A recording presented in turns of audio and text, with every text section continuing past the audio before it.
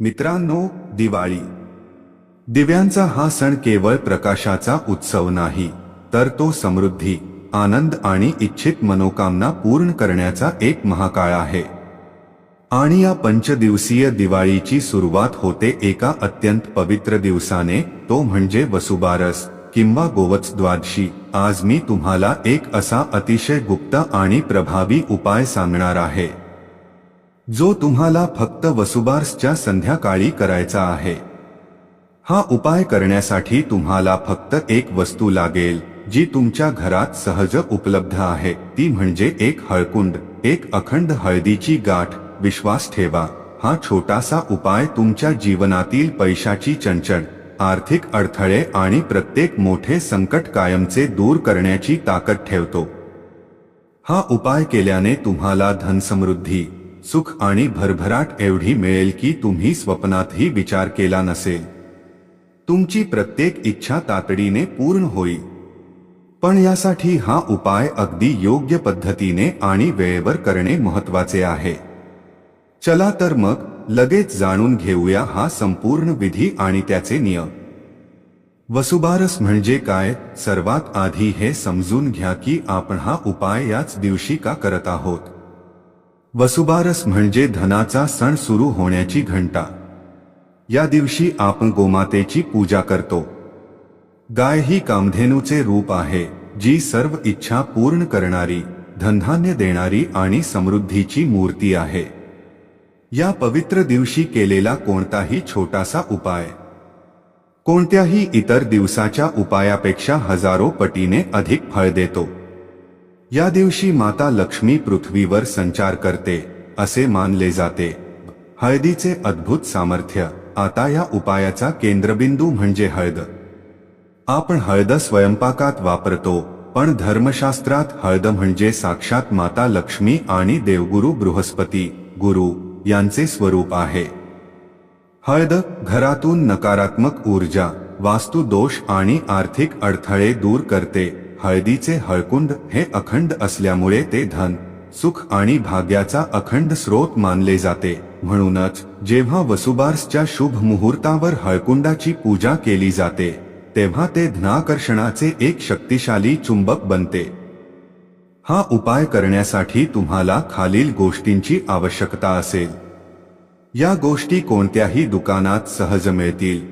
आवश्यक साहित्य: एक अखंड गाठीचे हळकुंड, फक्त एक हळकुंड, गंगाजल किंवा शुद्ध पाणी, एक लहान लाल रंगाचे वस्त्र किंवा कपडा, कुंकू, अक्षता आणि उदबत्ती किंवा दिवा, पिवळ्या रंगाची कोणतीही मिठाई किंवा गुळचणा, स्वीट ऑफरिंग. सर्वात महत्त्वाचा शुभ मुहूर्त. हा उपाय करायचा आहे वसुबारसच्या संध्याकाळी, प्रदोष काळात. प्रदोष काळ म्हणजे सूर्यास्त झाल्यावर लगेच सुरू होणारा आणि सुमारे 1.5 तास चालणारा काळ. वेळ: तुमच्या शहरातील संध्याकाळच्या 5:45 पासून 7:30 वाजेपर्यंतचा काळ हा अत्यंत शुभ आहे. या वेळेतच पूजा सुरू करा, कारण या वेळेत केलेली प्रार्थना थेट भगवंतापर्यंत पोहोचते. शांत चित्ताने, स्वच्छ जागेवर पूर्वेकडे किंवा उत्तरेकडे तोंड करून बसा. टप्पा 1: शुद्धीकरण आणि संकल्प. हळकुंडाला शुद्ध करा. सर्वात आधी हळकुंड गंगाजल किंवा शुद्ध पाण्याने स्वच्छ धुवा. मंत्राचे उच्चारण: हळकुंड हातात घेऊन नमो भगवते वासुदेवाय या मंत्राचा 3 वेळा उच्चार करा. संकल्प: आता डोळे बंद करून, हळकुंड हातात धरून, तुमची सर्वात मोठी इच्छा किंवा आर्थिक अडचण मनात स्पष्टपणे सांगा. माता लक्ष्मी आणि गोमातेला सांगा की तुम्ही हा विधी कशासाठी करत आहात. याला संकल्प म्हणतात. स्थापना: लाल वस्त्रावर हळकुंड ठेवा. पूजा: हळकुंडावर कुंकू आणि अक्षता वाहा. तुपाचा दिवा किंवा उदबत्ती लावून पिवळ्या रंगाच्या मिठाईचा नैवेद्य दाखवा. जशी देवाची पूजा करतो तशीच या हळकुंडाची पूजा करा. टप्पा 3: महालक्ष्मी मंत्राचा जप. हा विधीतील सर्वात शक्तिशाली भाग आहे. तुम्हाला खालील महालक्ष्मी मंत्राचा जप करायचा आहे. मंत्र: ह्री श्री क्ली महालक्ष्म्यै नमः.